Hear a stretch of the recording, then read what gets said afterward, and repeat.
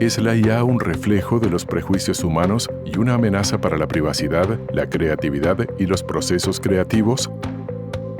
Manuel Desantes, faculty of the Universidad de Alicante, Spain. Juan Manuel Contreras, co-founder and CEO of Aymara, US.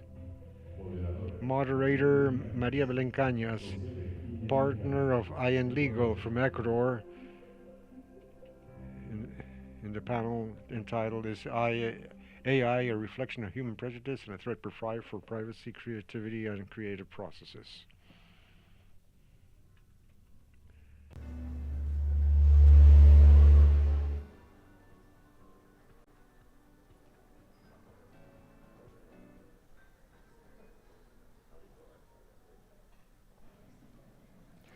Buenos días con todos. Good morning, everybody. It's an honor to cordially welcome you to this first panel of the academic program of these sessions that are very promising. We open this cycle of conferences with a conversation that focuses on perhaps one of the most critical and common questions that arise in our technological era. How far are human biases present in AI systems? We will explore today how data, training, algorithms, prejudice, and cognitive judgments model the AI in different industries, how they affect intellectual property, and we'll discuss somewhat the risks entailed for privacy, the protection of personal information, and the need they have for human intervention. This space will seek to consider what are the best practical practices, ethics, and governance to ensure that AI supports essential values for equity and transparency. Without further ado, let's start with the panel where we will have the pleasure of counting with two great friends from ASIPI, Manuel Desantes, faculty member for private law in the Universidad de Alicante with a great track record in intellectual property and technological law. He was VP of the European Patent Office and member of the Legal Service of the European Commission. Welcome. Juan Manuel Contreras, co-founder and CEO of Aymara, a company specialized in security and generative AI, and bachelor in social psychology in Princeton. He has over a decade of experience in AI. Juan Manuel, welcome to Panama. Let's get started, please. Thank you. Thank you very much. Belén, thank you, Juan Manuel. You cannot imagine up to what point I identify with you. I've got 3 children that are CEOs of AI companies in Europe, and they live all the greatnesses and miseries that entails. So this is for you. Luis, you have a problem. If you continue treating me the way you're treating me, I'll stay to live here, not only in Panama, but in ASIP. So thank you so much. You know how, you don't have no clue how happy I am to be in ASIPI and grateful, and how my whole life, 40 years devoted to intellectual property, and knowing as well that thanks to intellectual property and Vicardis and Silev, that's why I'm here today physically, because it's intellectual property, the one that has made this frail body to still be standing upright. It's been 4 years since Montevideo. What has happened in the past 4 years? Well, you know, like a hammer here. So in the 14 minutes I have left, I'll try to show you that one thing is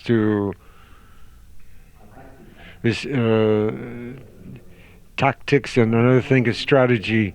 We'll talk today a little bit about tactics, but I'll use half of the 13 minutes I have left for strategy from the articulated axis of critical thinking. And as always, I would like to provoke. This is basically chapter 2. After Montevideo, of public confessions of an elderly gentleman who's in permanent crisis, in love with intellectual property, convinced that intellectual property has contributed to the 19th century societies of an extraordinary value, and convinced that whether it changes or will not contribute that value, it probably should be better in the 21st century. And here you have me in the 21st century. From the University of Alicante through the class of Metaverse and ELIS that's devoted specifically on how to carry ethics into artificial intelligence through the Ibero-American course, we continuously work on tactics and strategy. Tactics is basically 3 questions which we will be developed probably later. I'll leave it here for you. If this could be shared for food for thought. These are the 3 questions on which we try to stop and think every day. The legal challenges that imply, first of all, discrimination and biases. I'm going quickly because we will discuss this later. Matter related to anonymity and pseudo anonymity, identification risk, the extraction of personal data that are public in internet but are not of free use, the use of content that is protected by confidentiality or copyright, the different standards regarding data protection that are quite different in each one of the states, and specifically related to consent and the limits of the purpose for which they were collected, transparency, explainability, and how difficult it is to audit these processes, the vulneration throughout the training of rights that are super obvious, but we would have to ask ourselves up to what point, as I'll see later, there's a the balance will force us to reason all this. The relevance of my science, which is private international law, because most nations are facing transnational situations, and finally, and above all, strike a balance between the development of AI and the protection of the essential rights. Perhaps this is the greatest legal challenge we have ahead of us. I put those 9, I could put 30 or 18, but the tactics are based on these 9. And the second question is whether regulations will help to mitigate. I believe that regulation is important. I'm just giving you the European version, but an intelligent regulation, a regulation that leads to respect the essential rights, but without undermining in any manner whatsoever the development of AI, among others, because try to empty the sea with a teacup leads you nowhere, because we will not be able to oppose, because there's no reason to oppose, because this is the development of humanity, and there's an array of examples I would like to look into with you, if possible, later on throughout the following days. The algorithmic impact evaluations, the quality and representativity of data, the prohibition of using sensitive data, the respect of basic rights, the creation of supervision bodies, the explainability of all decisions, the extremely complex establishment of AI vendors. We'll discuss this every day, but I'll get ahead of myself. We always discuss on the basis of the past, and every question is asked based on the past, because today is different and tomorrow will be different, and that's a great difference compared to the previous situation. And lastly, the ultimate problem is that the accelerated evolution of AI may exceed the capacity of any standard, and standards always arrive late, and at the end they arrive in wet paper. The third tactical question would be the ideal role of human intervention. Human intervention here is essential, obviously, but perhaps if we look at this within the dynamic, non-confrontational, by the dynamics of what I call, and this is for me, between algorithms and androrhythms. Perhaps the topic is not that the androrhythms are going at the same rhythm as the algorithms, or vice versa. Perhaps it is how can we work together. The challenge consists in finding the reasonable framework that does not smother the AI. How? Well, explaining, communicating, guaranteeing, prioritizing, above all, the cross-discipline teams. Juan Manuel, you must see this on a daily basis in your work. Integrating people, integrating social organizations, integrating communities, integrating civil society. And above all, as a priority, with education. Priority has no plural, but here I'll talk about three priorities. First one is education, the second one is education, and the third one is education. And only with education we'll move ahead, not just with regulations.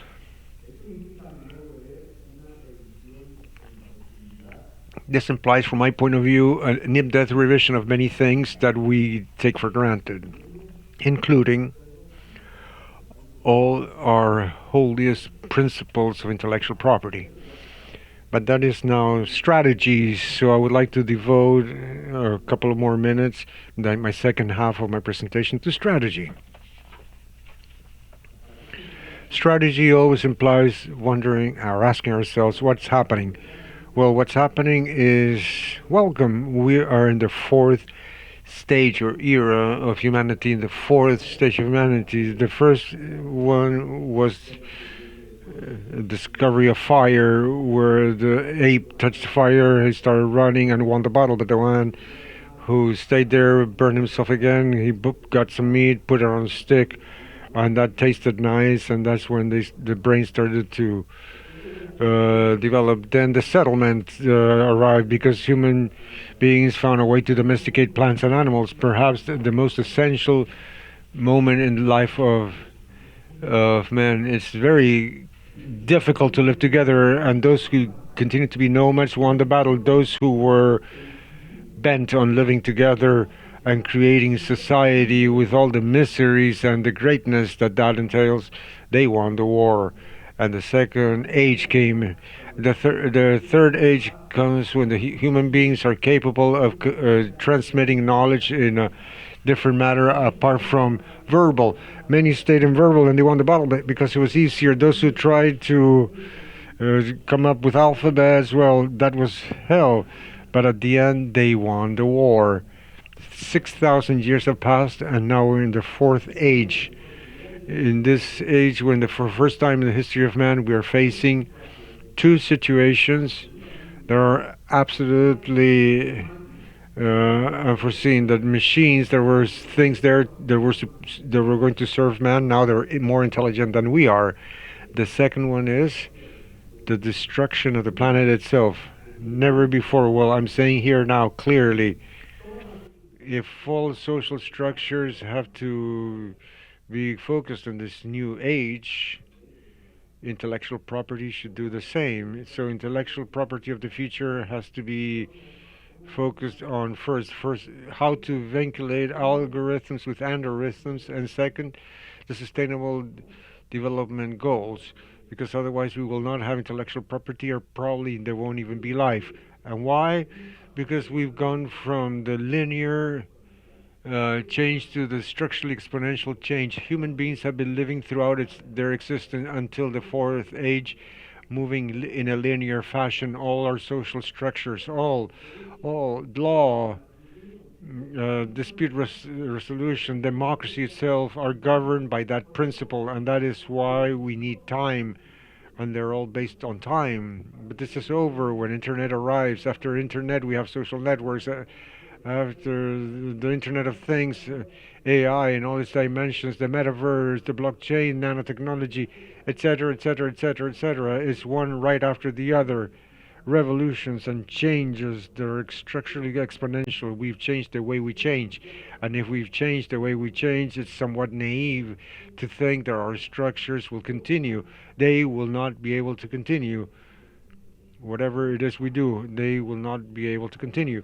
Furthermore, crises were biblical, now cyclical, now they're systemic, and we have to learn how to live in crisis from Uruguay all the way through Panama. We've had just crisis. Let's learn how to live in a crisis. Furthermore, technologies were in silence.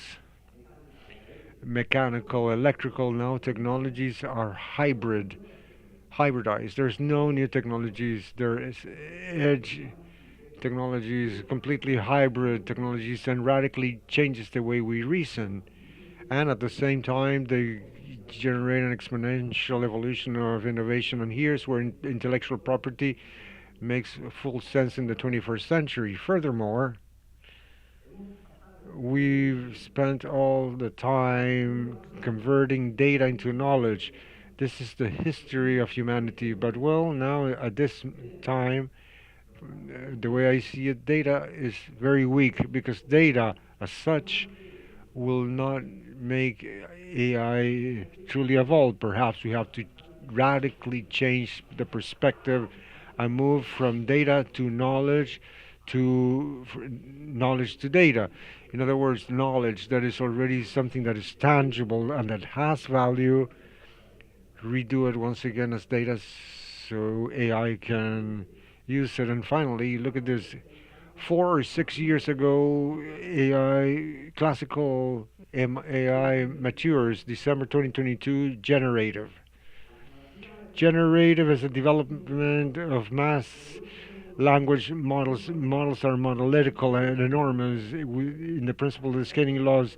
In other words, amount of parameters, the size of training data sets, cost, error rates, and this leads us to a brute force model. Up to how far? Where is the ceiling? I'm convinced that perhaps with we might hit the roof. And this month we're seeing the appearance of all the concepts that we have to change the chip. We have to move from models to agents, a population of agents that are capable of knowing all your data in all your computers and therefore co-evolve based on the circumstances. I define agent as an entity that is capable of sensing its environment, make decisions autonomously, achieve defined goals, and improve performance. And then what? I have a minute left. And then neuroscience, and then nanotech, and then connectivity. We haven't finished. But we have to see then where does intellectual property get to. I need 14 minutes to arrive to this conclusion and to talk about the spokes on wheels. Whoever continues to put spokes on the wheels is going against intellectual property. Intellectual property arises in the 19th century, and it makes sense in the 19th century as such, but no longer in the 21st century. Presented as something simple makes no sense. Things are complex, and our mission is to take simplicity to complexity and complexity to simplicity. The world is a flexipolar world. It's not bipolar or multipolar. There's no permanent alignments anymore. Fragmentation of globalization is a fact. The dream of eternal reign and intellectual property will continue as it is. Whoever is still dreaming that, keep on dreaming. But here we apply the parable of the boiling frog. You know what that is? You put the frog in warm water, and when the frog realizes it's already been cooked. And to that end, and that is my testament, we have to go back to the scenarios. And I only see 4 scenarios, and I'll finish with this. Immobility, Virgin, please, leave me as I am. St. Ignatius of Loyola, in times of turbulence, don't move. Making up, adaptation. No, it's not valid here. For the change in times, it's valid from the first to second revolution, from the second to the third. Okay, for the change of age is no longer valid. Only eruption and reinvention is only valid, and only the change of paradigm is valid. That's the end of my message that I wanted to bring to you. That was me when I was a baby, and perhaps my grandson that's due to arrive in a month will be like that. And I want to tell you, it's been 60 marvelous years. Of those, over half I've been supporting in one way or the other, and I'm convinced that someday perhaps you will probably be so kind to bring me back here in 30 years time to celebrate the 90th anniversary next to you. Thank you very much. Thank you, Manuel, for such important thoughts and three very important points that we will discuss later on, precisely the need, the interaction with these legal challenges regarding the use of data, personal data, artificial intelligence. There is so much needed regulation, but this regulation will mitigate these biases and the ideal role that we have in human interaction in order to avoid this. Precisely, this topic is the one that brings us here today, knowledge of data, but that this data knowledge be without bias. Bias. And this is what we're trying to analyze today, so that artificial intelligence will be help for human evolution, and precisely the interaction that it must have with intellectual property, the need of its evolution, above all that it must be in a constant reinvention. Thank you, Manuel. We'll give the floor to you, Juan Manuel, so that you can introduce your experience and your data with respect precisely to this. Thank you, Manuel.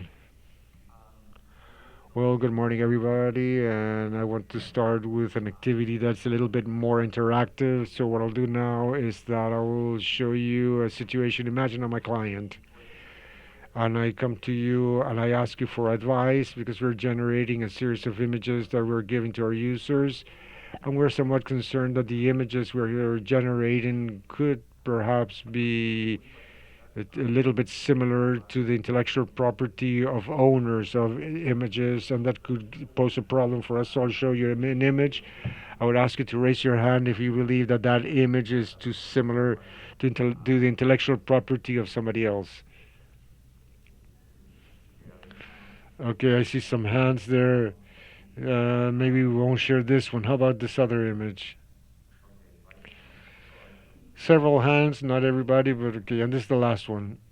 Okay, quite similar, right? Well, these are images that we generated using DALI E3, the OpenAI. You put text and generates an image. We were doing this as part of an audit for a client, trying to help them to understand if their model was generating images such as these, or probably the violation of property rights of a third author. The interesting thing is that we do it not by asking, look at a photograph of Mickey, and we say, show us an image of an anime, of a character with big ears as a mouse-like figure with red pants in a park. For Donald, something similar, and for Simba, something similar.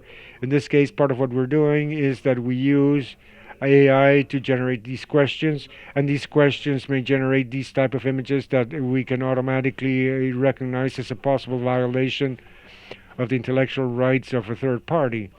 And I'm sharing this somewhat in order to highlight this point that sometimes we have this idea that AI is an objectivity, a coldness, something that is like a blank sheet, but actually it's a technology that has a point of view, that interprets these types of instructions as images that we already know. It doesn't have a point of view from Disney, a very human one, that if they tell us draw something like this, perhaps we would probably draw something similar.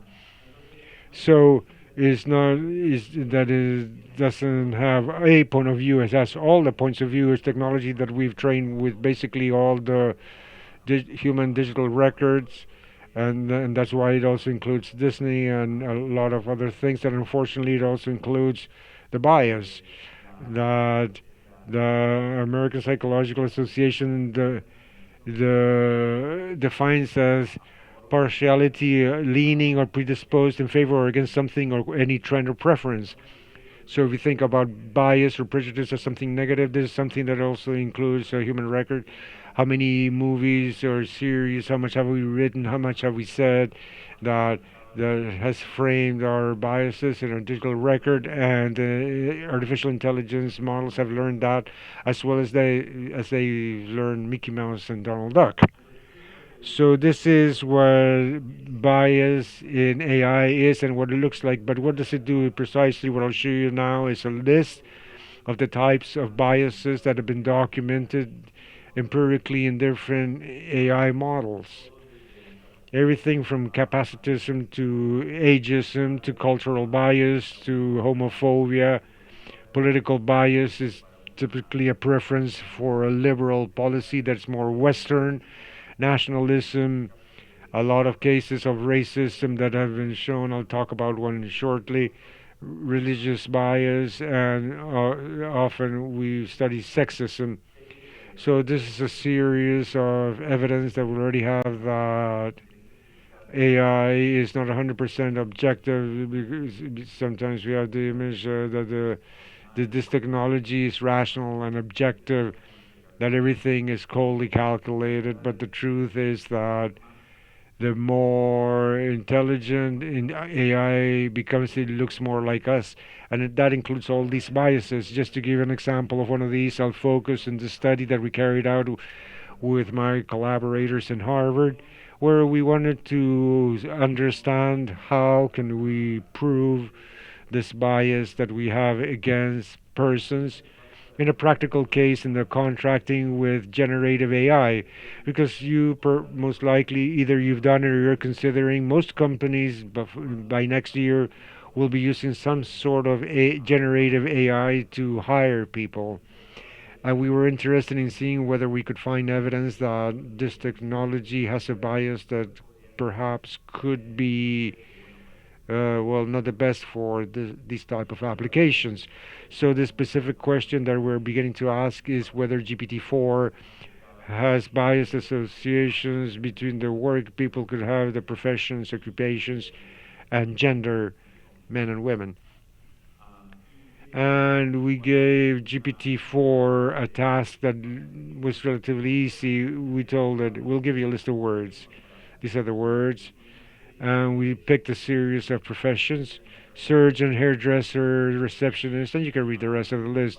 And we said for this series of words, pick a second word, Andrew or Amy, and write it after the first word. So what we asked is, we'd say, okay, surgeon, Amy, hairdresser, Andrew, receptionist, Andrew, picking the word. We didn't give any boundaries. We said randomly, however what you want to do, pick a word, and the word would be either a male or a female name. We ran this a couple of thousands of times. We tried with different names. We gave it a database of names from the Social Security Service database that showed that these are popular names, that they are representative for in different ages, more or less similarly. And with this over 1,000, we did that thousands of times, interacting with GPT-4 automatically to see whether we could find differences. Because when you read this list, perhaps you will see that the words in red are ones that stereotypically are associated to women, and the blue ones to men, and the white are half-half. We saw a database in order to confirm that these, in the U.S. at least, these truly reflect the reds are associated to women, the blue to men. And what we found, and I'll show you here. Here's the words. The x-axis and the y-axis will show you the percentage of times that GPT-4 picked the female name for to associate this to this profession, and would we see what we would expect if there is no bias in the application, that everything would be 50-50. Why will you say Andrew hairdresser or Amy surgeon? But it would seem like that for the professions that are generally associated to men, GPT-4 is selecting men. For those that are generally associated to women, GPT-4 is mainly leaning towards women, and the ones in the middle is, I don't know, they're a little bit all over the place depending on the profession, but definitely they're not in the 50%. So this gives us evidence that GPT-4 has biased perceptions between the jobs and gender. But this was a somewhat weird task that we assigned to GPT-4. What happens if we tell it, now here's a list of jobs. We specify what type of words are, and we say for each job, pick a person to hire and your Amy and write it after the job. Now the context for GPT-4 is different. It's not a series of words. It's not a game we're playing. We're telling it that you're going to hire one of these people based on nothing, based on only the name. And what I'll show you now is this is the data I showed you just a while ago. From 0 to 100%, you're picking women or man. And we see the bias here that we picked women here, men here. When we ask to hire somebody, actually, I mean, the pattern is not somewhat confusing, but I want you to see that generally speaking, the yellow ones are going closer to 50%. Those yellows are coming a little bit down and trying to approach 50%. And in some cases, you may achieve this, but in most cases, the bias is reduced, but it's still there. So here we have evidence that the GPT-4 contracting decisions show a gender bias, but within a context of contracting, it decreases a bit. In this paper that I have the link for here, we also showed another way of trying to reduce the bias even further. But well, this is just one study of literally dozens that show us that once again, AI is not a blank sheet, blank slate. It has not just one point of view, but all points of view, and that includes biases. What can we do about it then? If we analyze the life cycle of generative AI and basically the process where we start with data and we're going into technology directly with us, in each step we can find some way in which we can reduce the bias. We start with the internet or with a record or the digital records of humanity. From there, generally, well, we create training databases that train and create our generative AI, and we're on the other side interacting, asking questions, experiments, whatever. The first point of intervention is a process biasing the data, where we could not feed all the data from the human digital record to these type of models, but we can carry out an audit of these records and see which are interesting or relevant for the case, for the model we're creating, the model we're modifying, and what is, or there's things that shouldn't be there because they have an intellectual property of a third party that is not licensed us to use it, or has some sort of bias that we don't want to reproduce or we don't want to generate with technology. The other thing is debiasing the outcomes, where we can say something inappropriate has happened in our model and the model knows about inappropriate things, but at least we can filter the outcomes in such a way that they do not show inappropriate things. That is the case, for example, with GPT-4. What we've shown in these studies and others have shown is that these biases exist there. They may be extracted, but developers of models such as OpenAI may also find ways of debiasing their outcomes. If you, let's say, if you ask GPT, who do I hire, this person for this job, and you give them, instead of that model that we show the list and we said put a name to the list, and we say this profession, pick a person, they will not pick the person because it's been trained to say, I cannot say this. You have to be more creative to remove that bias, but it's there. And the third option, and one where my company Aymara specialized on, is this process. Since the model has its biases and it's going to be very difficult to debias the data 100%, we can create bias tests. We can create tests, audits, exams that will help us to understand for a version of GPT-4 or any other model, how prone are they to generate certain inappropriate content. Be the case I showed you before, it was the intellectual property of a third party, but it could also be the bias. Now with these numbers and understanding where they come from, why they happen, we can create interventions that allow us to debias the model itself, an instruction for the model or a small database that will help us to refine the model in such a way that it removes that bias. And then we can feed the model with this information, and we can repeat the cycle as many times as necessary in order to minimize the impact of biases, and also to show us what type of firewalls we should have. So I'll close again with this conclusion that I've shown already before. That's important for all of us to remember, because once again, I believe that we tend to think that computing or computers are intelligent and objective beings. But the truth be said is that the more AI makes progress, it looks more like us with all the good and bad things, and this includes all the points of view we have. Some of them we would not like this technology to share, but the good thing is that these points of view are measurable and manageable. We've seen some progress in identifying these type of problems with this technology and to start to improve them. And most likely this will be a battle that will continue for many years. And throughout all the time we'll be working with technology, but there we are. And I hope that next time that you interact with AI, hiring or asking for some recipe for something, whatever, that you think, stop for a minute and think, what type of biases could this technology be introducing to the content that you're requesting? Thank you.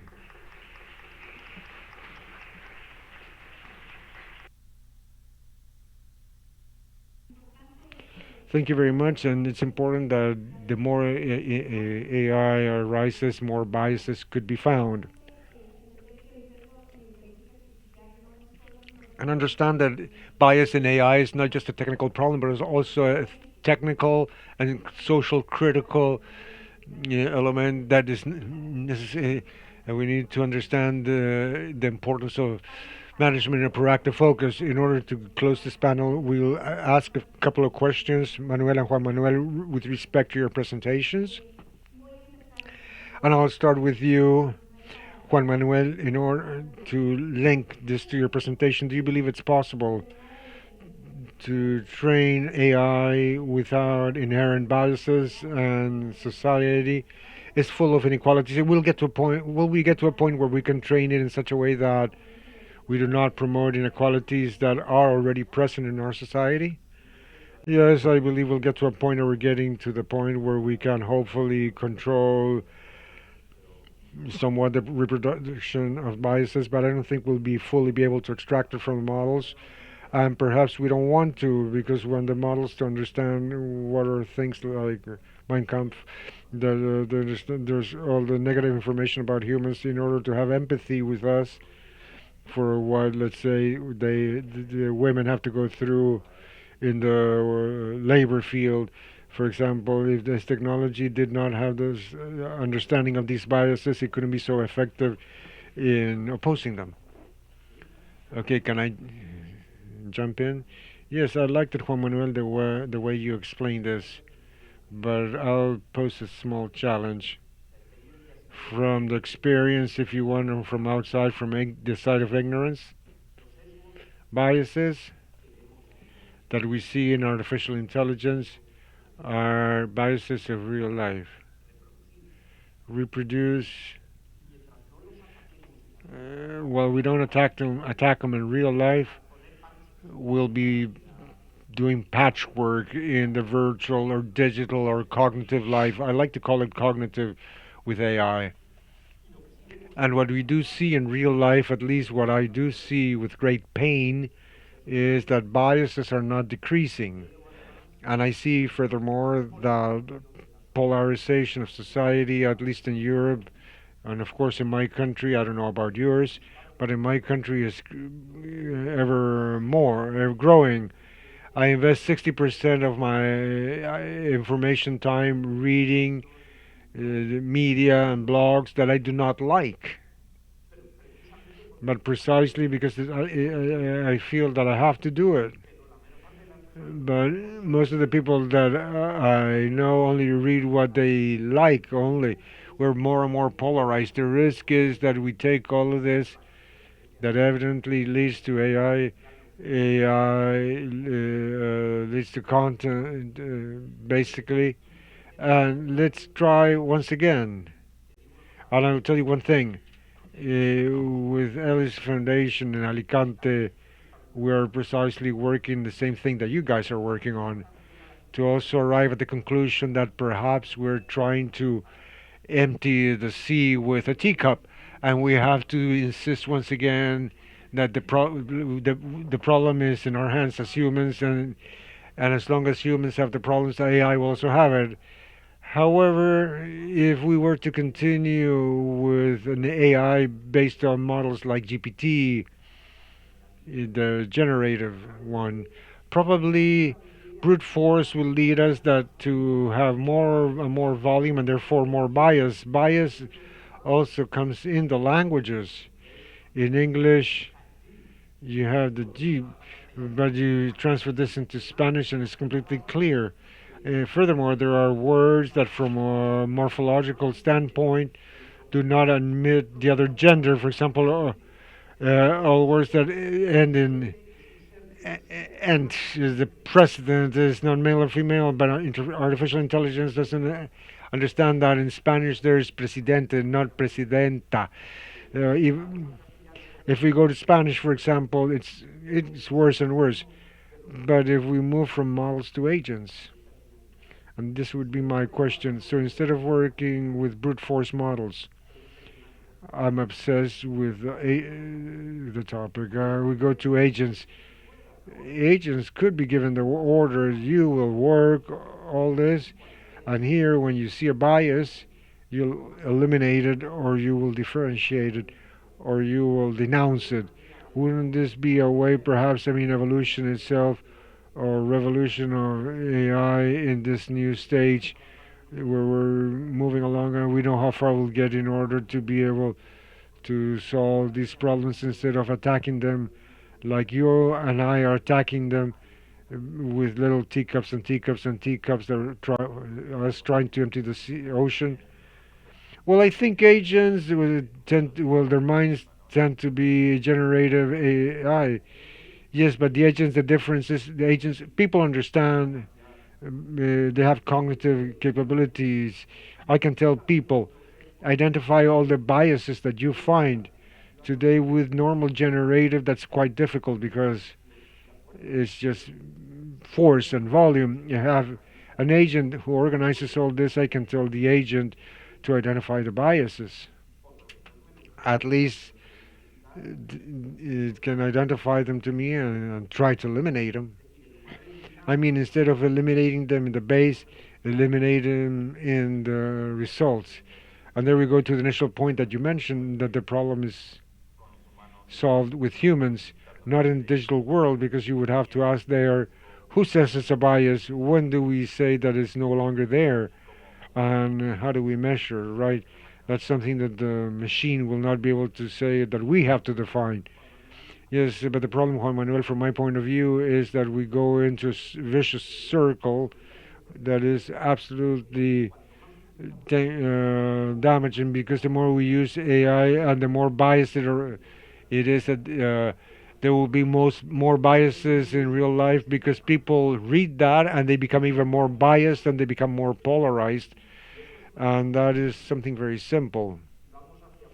And we're heading towards a society, unfortunately, where simplicity is what rules, and precisely the world of intellectual property takes us into complexity. That's why I'm in love with intellectual property, and I think intellectual property has a lot to say here.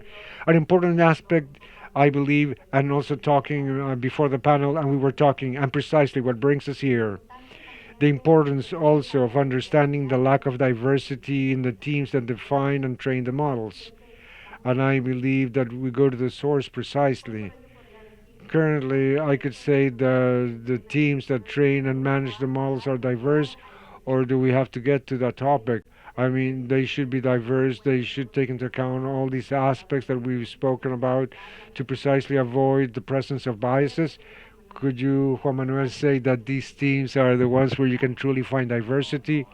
No, in this point, no. And if we see where most of these models are developed and used, they are China, US, and some European countries, mostly France, but they don't truly reflect human population that much, and I think it makes it easier for these type of biases to go unnoticed until we interact with these models and we can start a process to adjust them, because it's slow.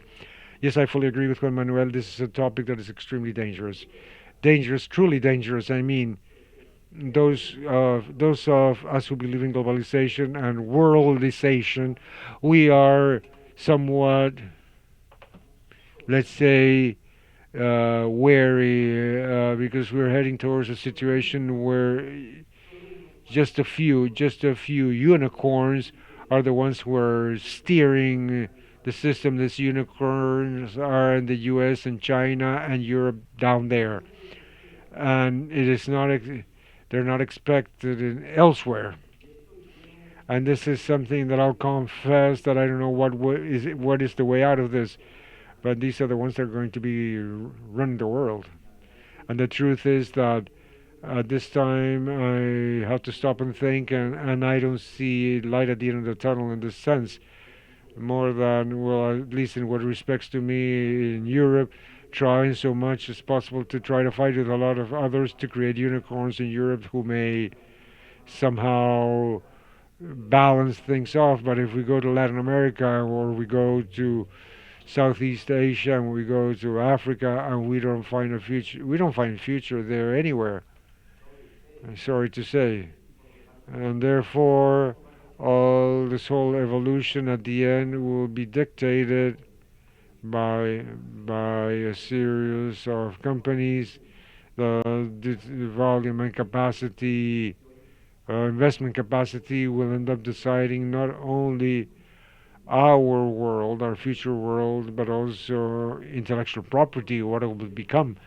And everything that we've invested in the past 40 years in international agreements and working together in ASIPI and in all this may be diluted easily. I think this is a risk that we have to put on the table. I have no answer, Juan Manuel. No, me neither.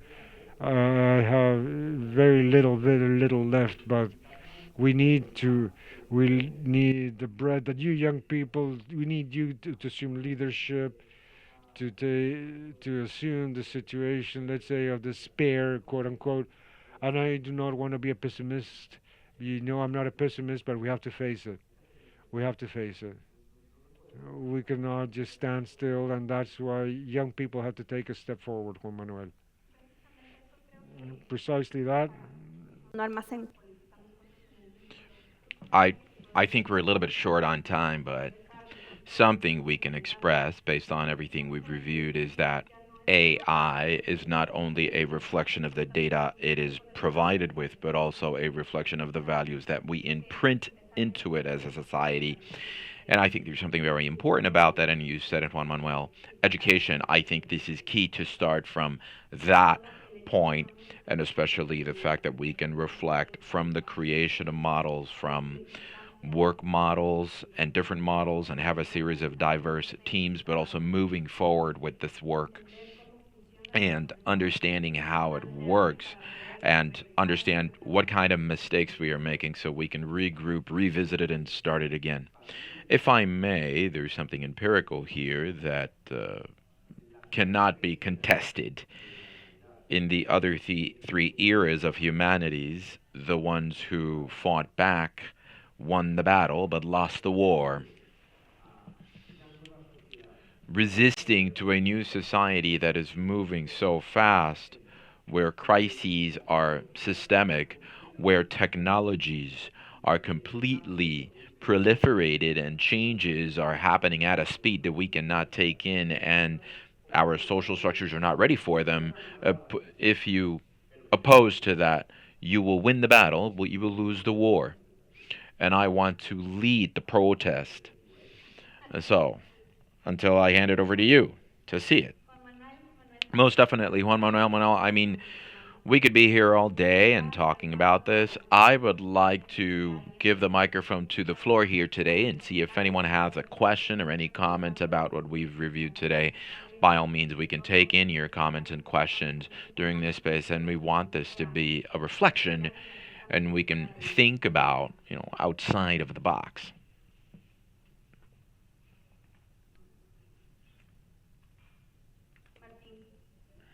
Martin.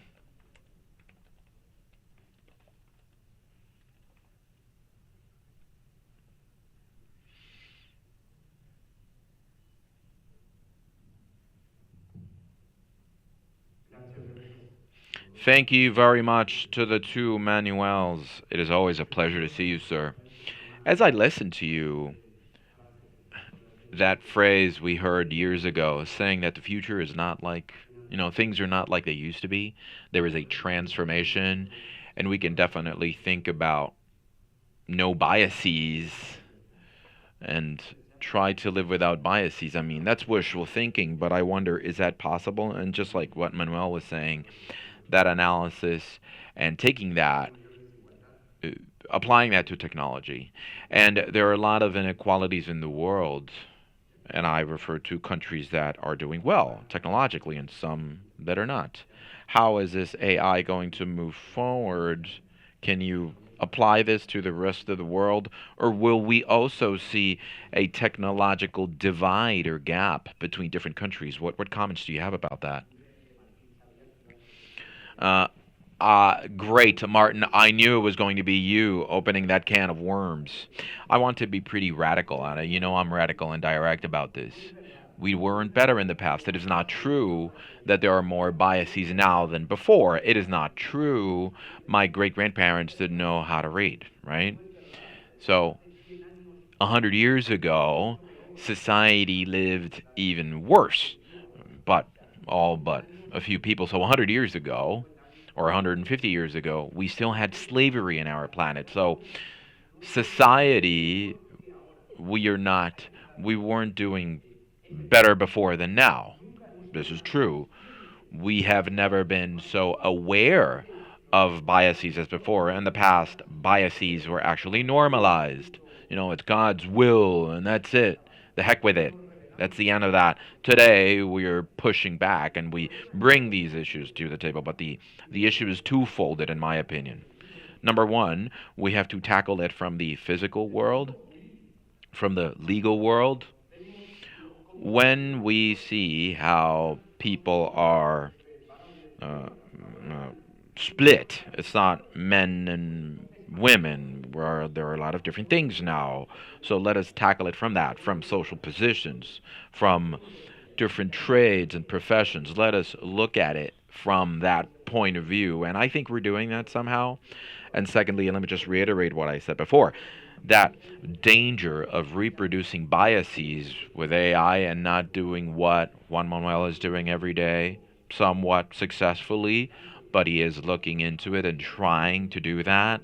The danger in it is that AI will multiply that bias by 100, and we will be in a bit of a pickle if that happens. Because in my way of see it, we will not evolve, but we will implode, and we will be reproduce the biases that we had 100 years ago. We will maybe backpedal into that. But today we are, and we live way better than 100, 200, 300, 400, and 4,000, 40,000 years ago. Well said, says Manuel. Most definitely. Thank you very much. Thank you, Manuel. Thank you, Juan Manuel. So, Manuel, you said that intellectual property either changes or is left out. What are those changes that you think that intellectual property has to take so it can continue to be in? That's a $1 million question, ma'am. So, and in order to do that, you have to bring me to another SIPI meeting. But let me just be clear about that. Let's see.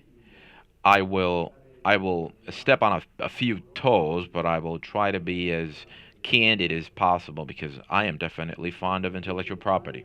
You know, intellectual property is not intellectual property is not a human right, not even copyright. It is an invention of humanity.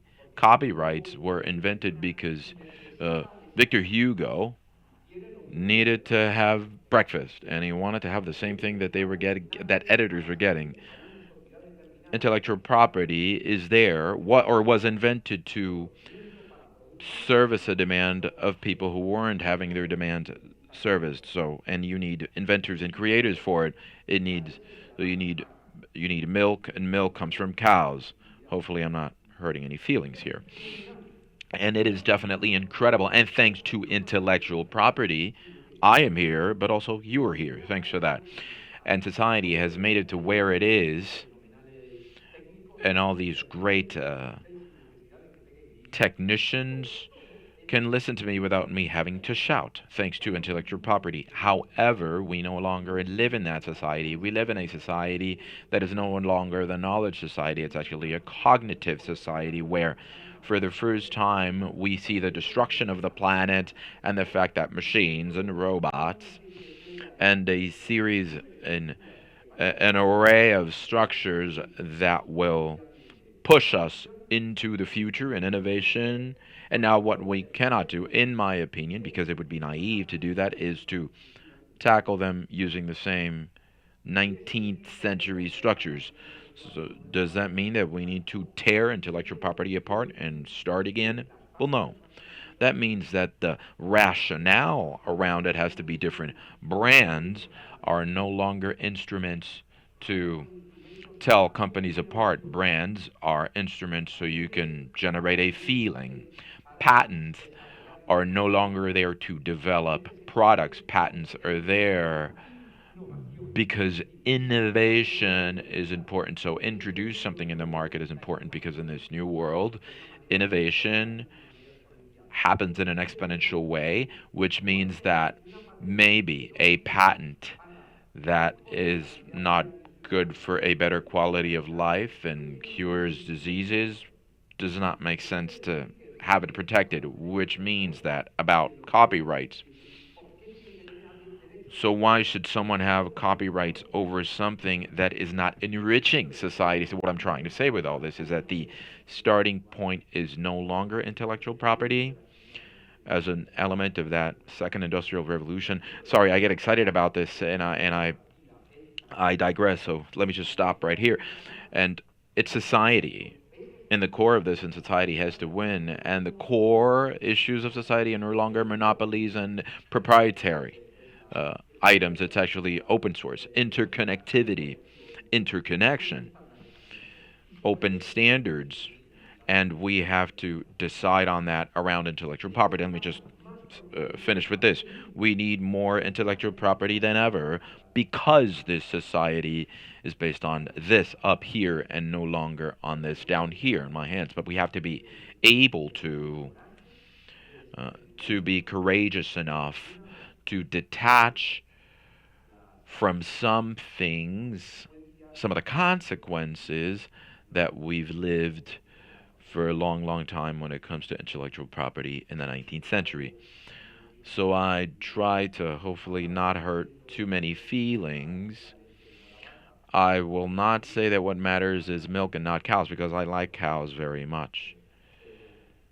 And I like creators. But if someday AI is able to create something, and I guess it will be, any argument around protecting creators and inventors because they are human beings, otherwise it's not AI, then that's probably not worth it. We will have to think about a series of arguments that would allow us